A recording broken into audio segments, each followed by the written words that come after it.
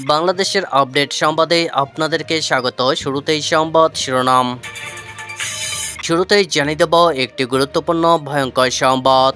গদি টালমাটাল ইউনূসের, এরই মধ্যে বিরাট বার্তা বাংলাদেশের সেনাপ্রধানের, থাকছে বিস্তারিত প্রতিবেদনে। জানাবো জুলাই আগস্টের পর ডিসেম্বর জুন প্রবল সংকটে বাংলাদেশ, মুখোমুখি ইউনূস তারেক কি চাইছেন শেখ হাসিনা, থাকছে বিস্তারিত প্রতিবেদনে। জানিয়ে দেব আজই খেল খতম, বাংলাদেশে শুরু হলো শেখ হাসিনার বিচার, হচ্ছে লাইভ সম্প্রচার, থাকছে বিস্তারিত প্রতিবেদনে। সবশেষে জানিয়ে দেব বাংলাদেশে ফের ভোটের লড়াই করতে পারবে জামাতে ইসলামী, নিবন্ধন বাতিলের আগের রায় খারিজ, থাকছে বিস্তারিত প্রতিবেদনে। এতক্ষণ শুনছিলেন সংবাদ শিরোনাম, এবারে বিস্তারিত। গদি টালমাটাল ইউনূসের, এরই মধ্যে বিরাট বার্তা বাংলাদেশের সেনাপ্রধানের। হাসিনা জামানা শেষ, শেখ হাসিনা জামানা শেষ ও ইউনূস শাসন শুরুর মাঝে সময়টা ছিল বাংলাদেশ সেনাবাহিনীর। এই সময়ে ওপার বাংলার সেনাপ্রধান জেনারেল ওয়াকারুজ্জামানের নেতৃত্বে বাংলাদেশের শাসন ব্যবস্থা দৃঢ়তার সাথে ধরে রেখেছিল পদ্মাপাড়ের সেনারা। যদিও এই সময়কালে বাংলাদেশ সেনার বিরুদ্ধে একাধিক হত্যার অভিযোগ উঠেছিল, তবে সেই সব পর্ব মিটিয়ে আপাতত দেশের শান্তি রক্ষার্থে নিরলসভাবে কাজ করে চলেছে ওপার বাংলার সেনাবাহিনী। প্রায়শই ইউনূসের নেতৃত্বাধীন অন্তর্বর্তী সরকারের নানান পদক্ষেপের বিরুদ্ধে সরব হয়েছেন ওপার বাংলার সেনারা। শান্তিতে নোবেলজয়ী একাধিক কুরুচিকর পদক্ষেপকে চোখে আঙুল দিয়ে দেখিয়ে দিয়েছেন পদ্মাপাড়ের সেনাপ্রধান, যার কারণে ইউনূসের সাথে তার খুব একটা বনিবনা নেই বলেই খবর ছিল এতদিন। জানা যাচ্ছে এবার সেই সেনাপ্রধানই নাকি হঠাৎ বড় বার্তা দিয়েছেন। ঠিক কি জানিয়েছেন জামান, রইল বিস্তারিত। বাংলাদেশের সেনাপ্রধানের বড় বার্তা। ইতিপূর্বের বহুবার জাতির উদ্দেশ্যে বড় বার্তা রেখেছিলেন বাংলাদেশের সেনাপ্রধান জেনারেল ওয়াকারুজ্জামান।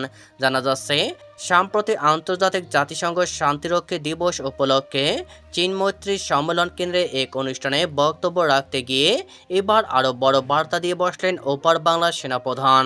বেশ কয়েকটি সংবাদ মাধ্যম সূত্রের খবর, ওই অনুষ্ঠানে জাতিসংঘ শান্তিরক্ষা কার্যক্রম নিয়ে বিশেষ উপস্থাপনা ও আহত রক্ষীদের সংবর্ধনা আয়োজন করা হয়েছিল।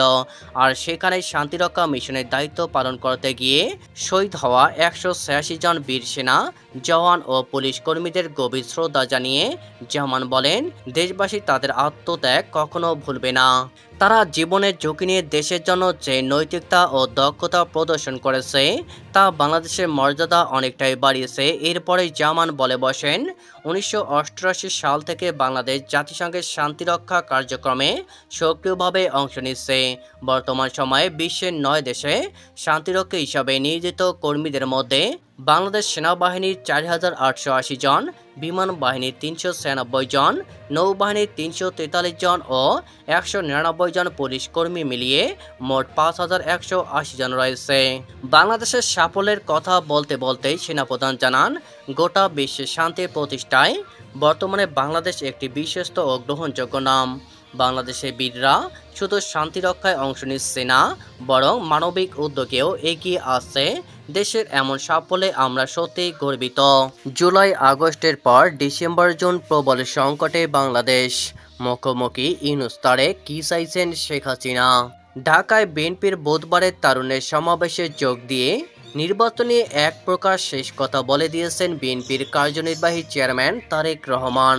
লন্ডন থেকে ভার্চুয়াল মাধ্যমে যোগ দিয়ে ইউনূস সরকারের উদ্দেশ্যে তিনি বলেছেন, চলতি বছরের ডিসেম্বরের মধ্যেই জাতীয় সংসদ নির্বাচন করাতে হবে।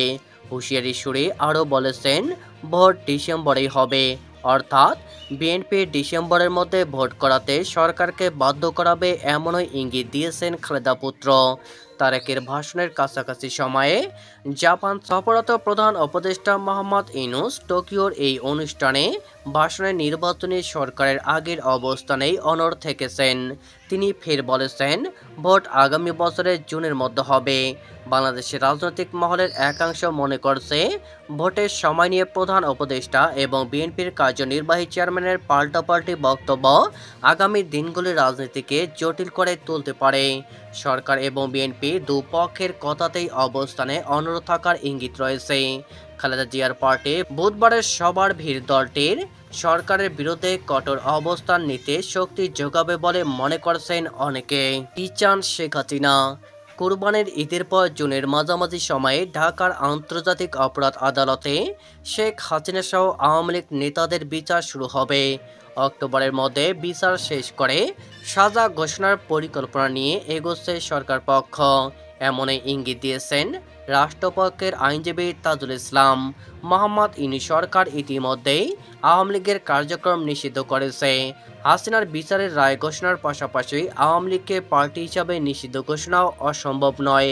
ট্রাইব্যুনালকে দলের বিচার করার ক্ষমতাও সদ্য দিয়েছে অন্তর্বর্তী সরকার। এরই মধ্যে আওয়ামী লীগের নিবন্ধন বা রেজিস্ট্রেশন বাতিল করেছে বাংলাদেশ নির্বাচন কমিশন। ফলে নির্বাচন যখনই হোক আওয়ামী লীগের ভোটে অংশগ্রহণের সুযোগ নেই বললে চলে। সেনাপ্রধান ওয়াকারুজ্জামান এতদিন অন্তর্ভুক্তিমূলক নির্বাচনের কথা বললেও গত সপ্তাহের ভাষণে এই প্রসঙ্গ এড়িয়ে গিয়েছেন। তিনি ডিসেম্বরে ভোট করার কথা শুধু সরকারের উদ্দেশ্যে বলেছেন। প্রশ্ন হলো, আওয়ামী লীগের সামনে যদি ভোটে অংশ নিতে কোনো বাধা না থাকতো তাহলে কি শেখ হাসিনার দল নির্বাচনে যেত? এই ব্যাপারে আওয়ামী লীগের প্রথম সারির নেতারা প্রকাশ্যে এই কথা বলেছেন। অফ দ্য রেকর্ড অর্থাৎ একান্তে নাম প্রকাশ না করার শর্তে বলেছেন অন্য কথা। কার্যক্রম নিষিদ্ধ এবং নিবন্ধন বাতিল হওয়ার আগে পর্যন্ত আওয়ামী লীগ নেতারা প্রকাশ্যে বলতেন, অবাধ ও শান্তিপূর্ণ পরিবেশ, সব দলের জন্য সমান সুযোগের ভিত্তিতে নির্বাচন হলে দল অবশ্যই অংশগ্রহণ করবে। কিন্তু তখনও একান্তে তারা অন্য কথা বলেছেন। নেত্রীর বরাত দিয়ে অনেক নেতা কখনো বলেছেন, কৌশলগত কারণে আওয়ামী লীগ এখনোই নির্বাচন চায় না, কারণ নির্বাচন হয়ে গেলে 5 বছর তারা আর রাজনীতিতে বিন্দুমাত্র মাথা তুলতে পারবে না আশঙ্কা নেত্রীর। আওয়ামী লীগের শীর্ষ নেতৃত্বের ধারণা, তাদের বাদ দিয়ে ভোট হলে বিএনপি একক শক্তিতে ক্ষমতায় আসতে পারবে না। সেক্ষেত্রে বিএনপির সঙ্গে জামায়াত বা এনসিপিকে নিয়ে জাতীয় সরকার মডেল দাঁড় করানোর চেষ্টা হবে। সেই সরকার আওয়ামী লীগকে ফিরতে দেবে না। হাসিনা দলকে বুঝিয়েছেন, কার্যক্রম নিষিদ্ধ করা হলেও আরও কিছুদিন পর পরিস্থিতি পরিবর্তন হবে। জনরসের মুখে ইউনূস সরকারের পতন হবে। তখন শুধু নির্বাচন পরিচালনার জন্য একটি অন্তর্বর্তী সরকার গঠনের রাস্তা খুলে যেতে পারে সেনাবাহিনীর তৎপরতায়। সেই সরকার আওয়ামী লীগকে ভোটে অংশগ্রহণের সুযোগ করে দেবে। হাসিনা সহ দলের নেতারা দেশে ফিরে যাবেন। এমন সুযোগ আওয়ামী লীগ পাবে কিনা এখনোই বলা মুশকিল। দলের নেতারা অনেকেই বলছেন, বেআইনি এবং লুট করা অস্ত্র উদ্ধারে পশ্চিমী দুনিয়া ইউনূস সরকারকে বাধ্য করাতে পারলে পরিস্থিতি বদলে যাবে।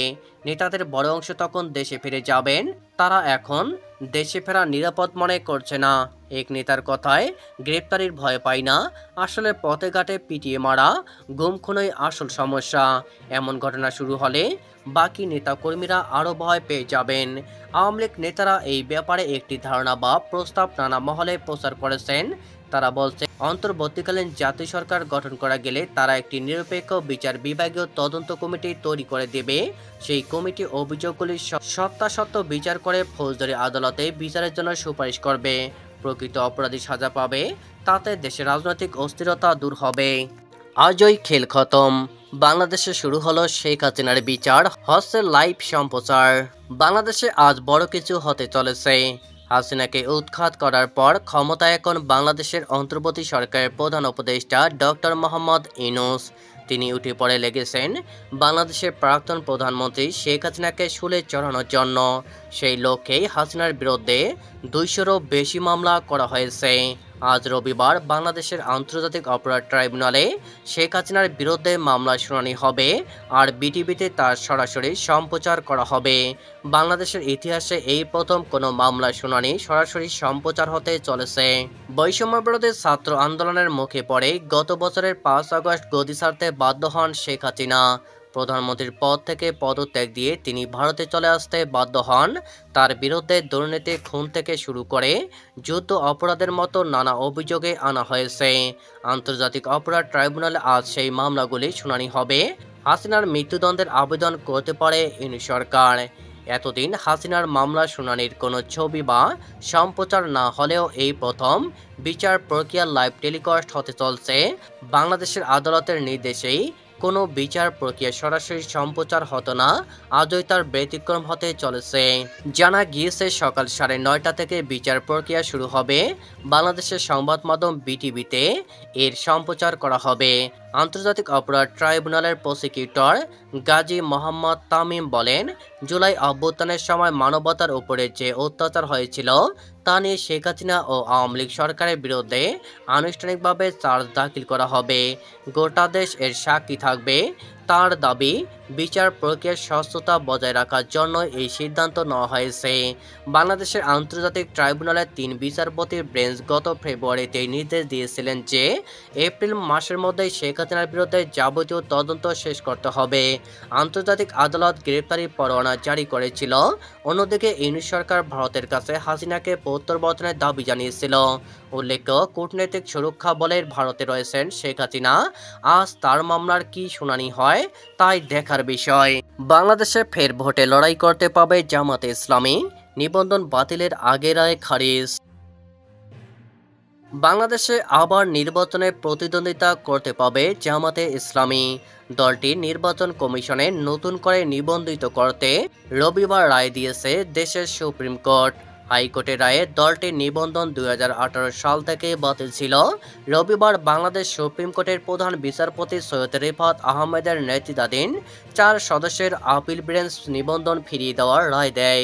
জামাতে নিবন্ধন বাতিল করতে 2009 সালে সৈয়দ রেজাউল হক চাঁদপুরী সহ 25 জন ব্যক্তি মূলত সাম্প্রদায়িক রাজনীতি করার অভিযোগ করে মামলা দায়ের করা হয়েছিল।